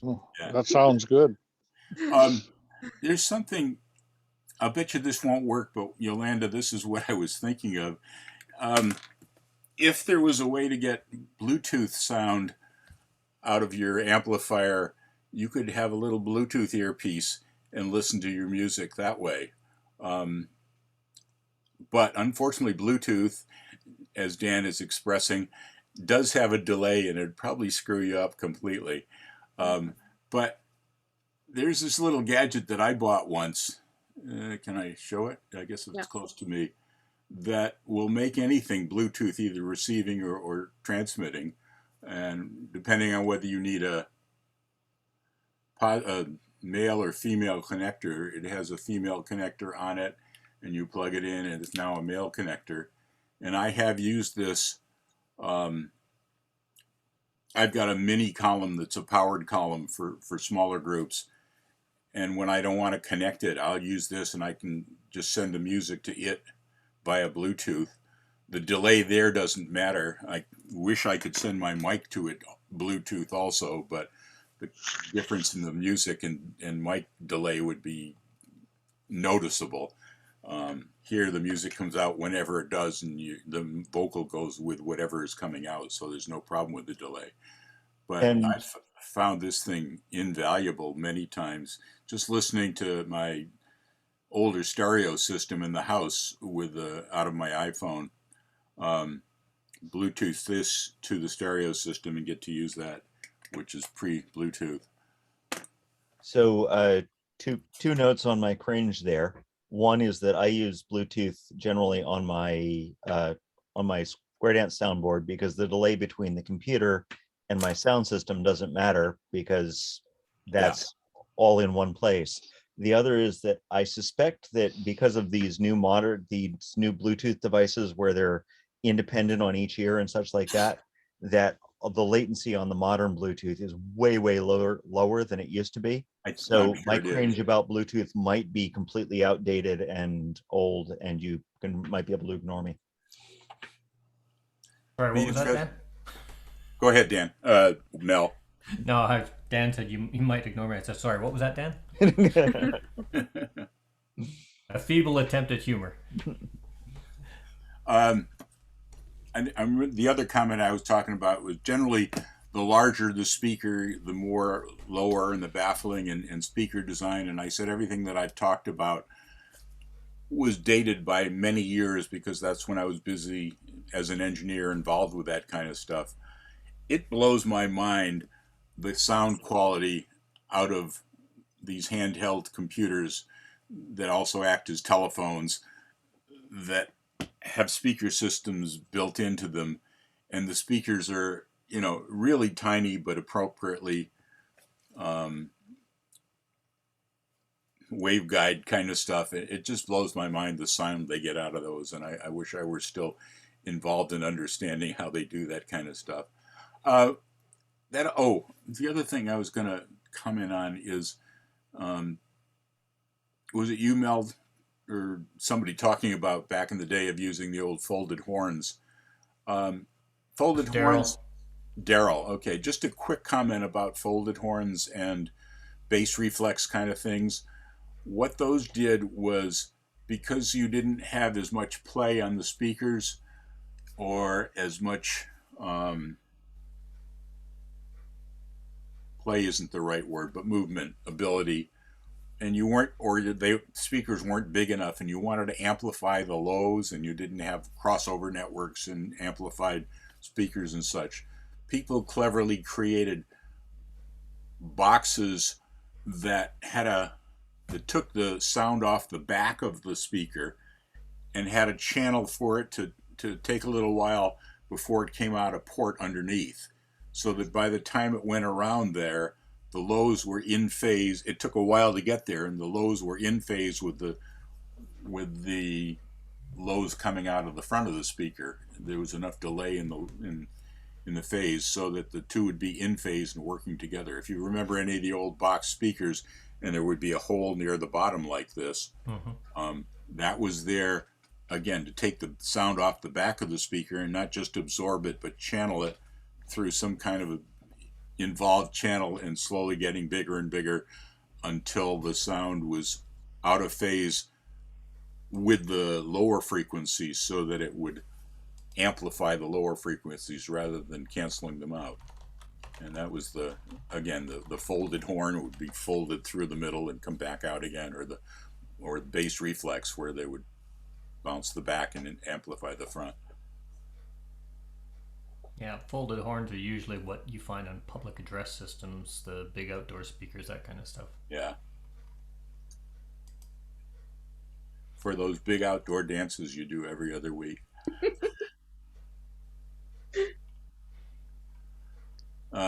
Dan, one of the things I may have mentioned to you, but you're doing your outdoor on your back deck dances. Generally, when I've been hired to do parties, and it's an outdoor kind of event, I'll say one of the things I want you guys to do is to let all the neighbors know you're going to be doing this and that you will be stopping at 10 o'clock. Or call the local police and say, you may be getting complaints, but I will be stopping at 10 o'clock. Because outdoors, the sound will travel blocks. It really goes a long ways. And if neighbors are worried that you're going to party all night long, if they know you're going to stop at 10:05, or in some cases the janitor is turning the power off at 10 o'clock, you're going to stop at 5 minutes of, they'll let you get away with it once in a while. Yeah, we've both gone around and given little gift packages to all of our neighbors while telling them what's going on, and walked around and made sure that we're not blowing out particular neighbors. Plus a free invitation for them to join. Yeah, well, we keep hoping, but well, of course, now we're not doing anything because everybody's concerned about Delta. There's Mel, our research man, but yeah, that's a good diagram right there. And related to that, one of my hobbies is also woodworking, and the local woodworkers club had a get together at the shop of a guy who makes speakers that sell for about $8,000 a piece. And it was a fantastic presentation, and he said, yes, and here's where you can find the electrical diagram for the speaker I use, and part of my value add is the very nice cabinet I put it in, but the speaker is essentially open information. And part of the design of that speaker is that there is a fixed amount that you put it in front of the wall, and so you get a lot of the bass reflected off of the wall behind, and that's just part of the installation, and it's related to that folded horn thing that Mel was showing. That's an old design from Popular Mechanics way back. Mm-hmm. High fidelity speaker systems that used to be, you put them against the wall, and better especially for the bass, you put them in a corner against two walls, and it will help the sound projection from those. But yeah, what's good is the compromise between good quality and good projection. Dancers, the main thing is you're featured, not the music, but there's no reason they shouldn't appreciate the music also, and you should let them. And I will also note that despite that, some of my, this sound system I use is based on my newbiness of wanting to hear more of the sound. And part of the reason that established square dance callers use Hiltons and yak stacks, and even though I think it sounds like a god-awful long-distance telephone call, is exactly that. It sounds like a god-awful long-distance telephone call, and that's what makes the voice legible. It was a conflict for me, as I said, as well as an engineering and electronics background, mechanical and electronics background. I was an audiophile of sorts, and I appreciated good quality and tried to optimize what I had. But when learning that I had to sacrifice certain things so I could be heard, it was a tough bullet to bite. But hey, can anybody say anything about the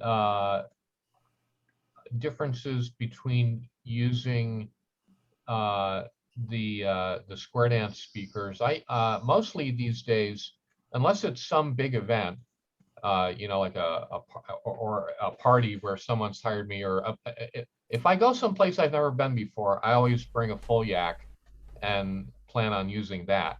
But for most regular dances that I do, and groups that I'm familiar with, I use the lunchbox speaker, the LB1, and that seems to work pretty well. But so those are the square dance speakers. But can someone speak to comparing those to other commercial regular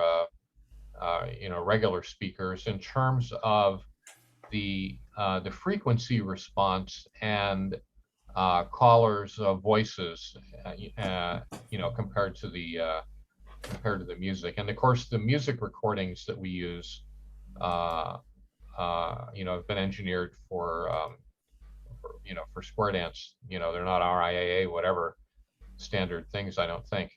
Can anybody talk about that? I don't know too much about that.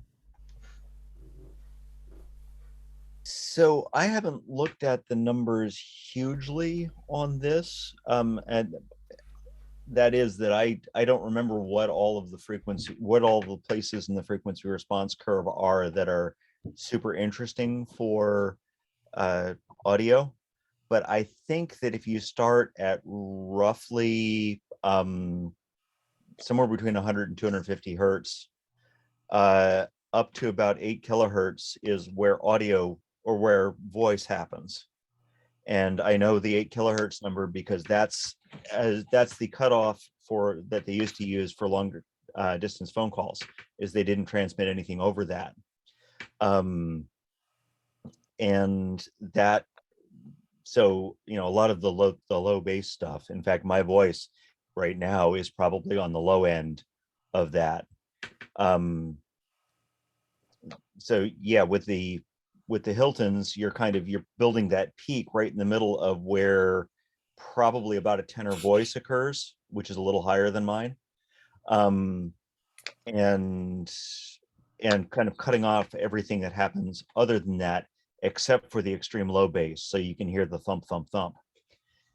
And with modern speaker systems, the QSC K8s that I have a very flat response from 0 to 20 kilohertz, except that there's a switch for an external subwoofer which cuts out some of the low frequency stuff, which is useful when you're using a big old thumping subwoofer along with these, so that you can just use that for that portion of the frequency response. And I actually usually use that turned on my K8, so that I'm not getting a lot of that low frequency stuff in that the floor is hearing, and that makes my voice more easy to hear. I'm not sure what all questions or answers I can give you beyond that. Well, the Hilton, you're right. It's set for that mid range, and it hits most bass, most treble, but it peaks into the mid range. Your LB1 is sitting, like, it'll go 0 to I think 2,500 or 25,000. The LB1 is 35 to 25 kilohertz, 35 hertz to 25 kilohertz. That's its range, but its crossover is at 2.5 kilohertz. So that's where you start getting canceling out. The biggest difference is the LB1 whereas the Hilton sits at about 8 ohms. LB1 sits at around 40 ohms as far as your impedance goes. So there's a lot of playing that has to be done with that. So, and just for the just for reference for what these numbers mean, if you're not a audio geek, every doubling of sound is an octave. So hey, no, hey,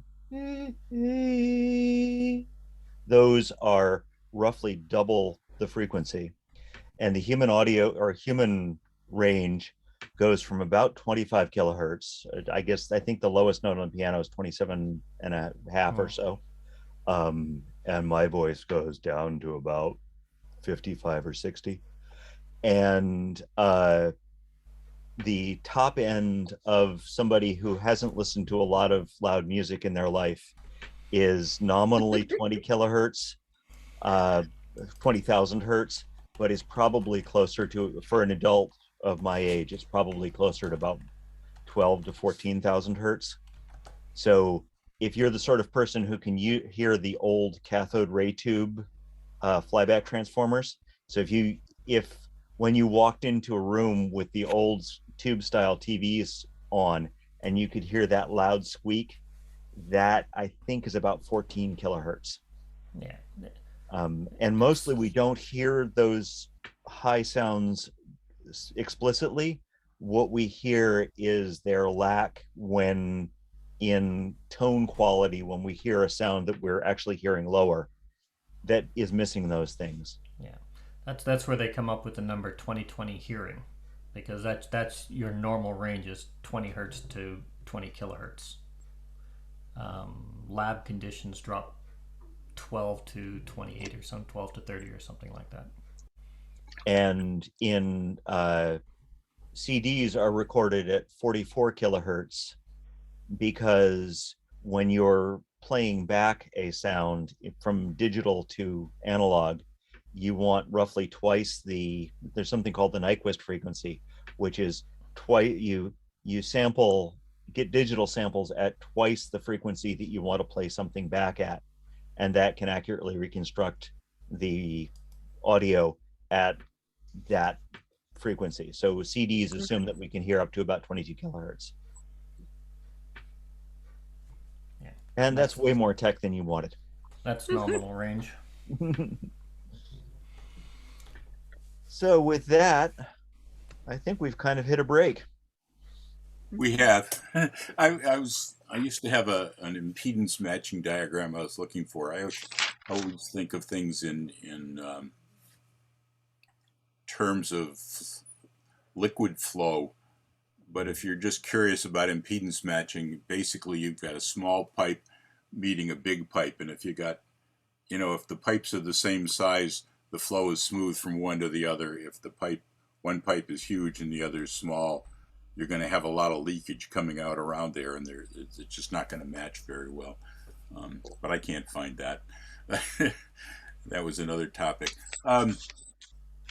Yeah, I should take something that you or Chris said I was going to comment on, but I won't, because I think your last comment really makes sense, Dan. We've just about preached to the choir enough, and a few people in the pews, and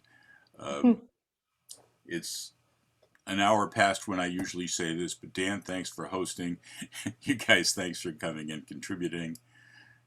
Don, thanks for getting your act together and finally putting this thing in a presentation.